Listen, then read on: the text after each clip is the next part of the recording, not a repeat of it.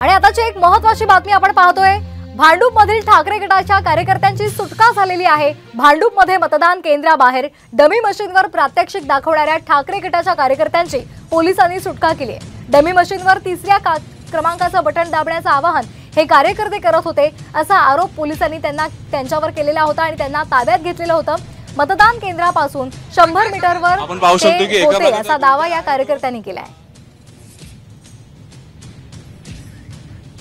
तर भांडूपमध्ये ज्या कार्यकर्त्यांना ताब्यात घेण्यात आलं होतं त्यांची सुटका करण्यात आलेली आहे। ठाकरे गटाच्या कार्यकर्त्यांची पोलिसांनी सुटका केलेली आहे।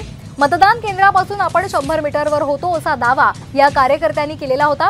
दरम्यान कार्यकर्त्यांना ताब्यात घेणाऱ्या पोलिसांना संजय राऊत आणि सुनील राऊत यांनी जाब विचारलाय।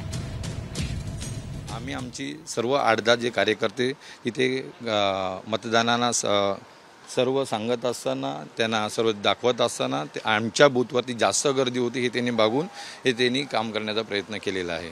बूथवरती असं काहीच झालेलं नाही। कोणी अज्ञात व्यक्तीने काय केलं असेल आम्हाला आमच्याकडनं अशी कोणतीच गोष्ट घडलेली नाही, कोणतीच गोष्ट घडली आणि आम्हाला ह्या सर्व गोष्टीची काय पार्श्वभूमी पण माहीत नाही। आम्ही आमचं रितसर आमच्या पक्षाचं काम करत होतो। आमचं काम चालू होतं की मतदारांना चिठ्ठ्या म्हणजे नेमकं त्यांचा मतदारसंघातला अनुक्रमांक कोणता आहे, त्यांचा मतदारसंघातला सेंटर कोणता आहे या मार्गदर्शन चालू होतं।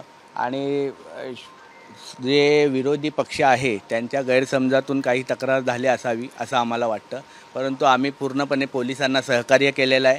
पोलिसांनी देखील त्यांची कार्यवाही पूर्ण करून आम्हाला त्यांनी सांगितलं आहे की पुढे तुमच्यावर जे काय आहे ते आमच्या रितसर याच्यामध्ये कारवाई केली जाईल। प्रचंड पैसे वाटप करतायत, पोलीस यंत्रणेवर दबाव आणून आमच्या कार्यकर्त्यांना अटक केली जाते, आमच्या कार्यकर्त्यांना 149ची नोटीस दिली जाते, आमच्या कार्यकर्त्यांवरती दबाव टाकला जातो, आमच्या कार्यकर्त्यांवरती त्यांना धमकी दिली जाते। तरीही संजय दिना पाटील लोकसभेत जाणार जाणार जाणार।